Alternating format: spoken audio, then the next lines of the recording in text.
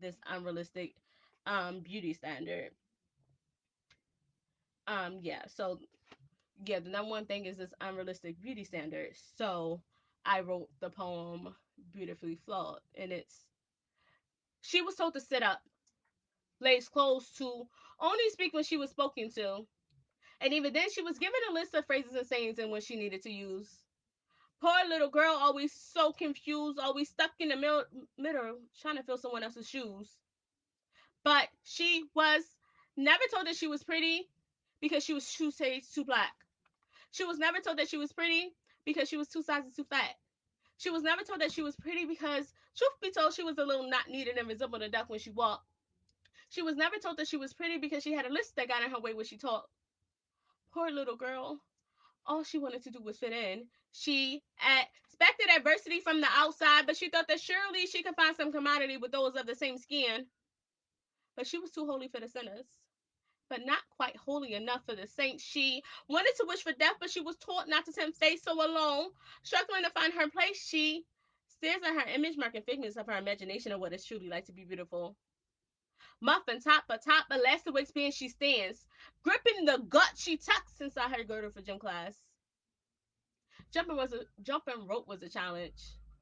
One, two, three. Her tears mixed with sweat making waves on her skin. She considered herself a lesbian, dating little Debbie's and Betty Crockers, finding comfort in a creamy and tragic reality. A reality that differed from hers, where one traded semblance of freedom from the next week's trend, systematically playing the fiddle, the pipe that the piper strung. She became a puppet, trapped in the vice of a status, caught in a rim of appeal, willing to pluck, cut, and tuck anything to feel like those girls from the magazines. You know, the ones with the triple digit likes on IG that has been filtered, cropped, and photoshopped, so even they are not as beautiful as they seem. You see, this unrealistic standard of beauty has to stop. Because after all, beauty is far more than skin deep. And we were all handcrafted and designed by God, who stamped everything as beautifully and wonderfully made, so you, illuminating your beauty, shouldn't cause mine to fade. Truth of the matter is, we all have some beauty. It just takes some of us longer to find it.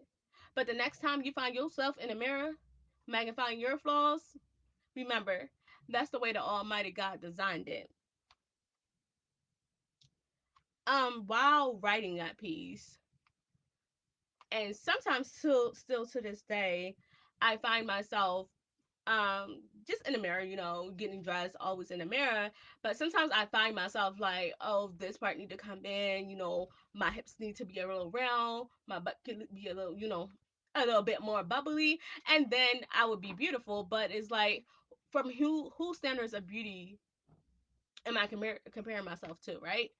And it's like, if I'm comparing myself to these models on Instagram, is like, that's not really realistic, because half of the time, to look the way they look, some of them may have had certain procedures, filters, good lighting, because good lighting and good angles are everything.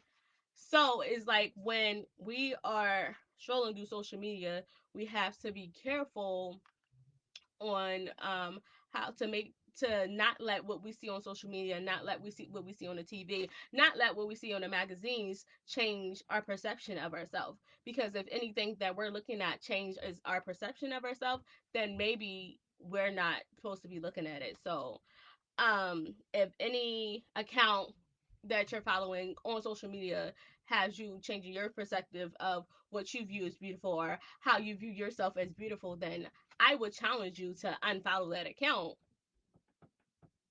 at least until like you build up enough tenacity, and you build up enough self-confidence to not let that get to you. Because, like, let's talk about crayon box. My brand, Broken Crayon Still Color. Like, there's multiple colors, multiple shades of crayons in a box. Like, if every crayon in a box was the same color, all these pictures would be hella dull.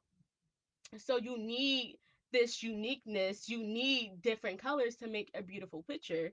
So that's how I think of everybody. Everybody, like, we're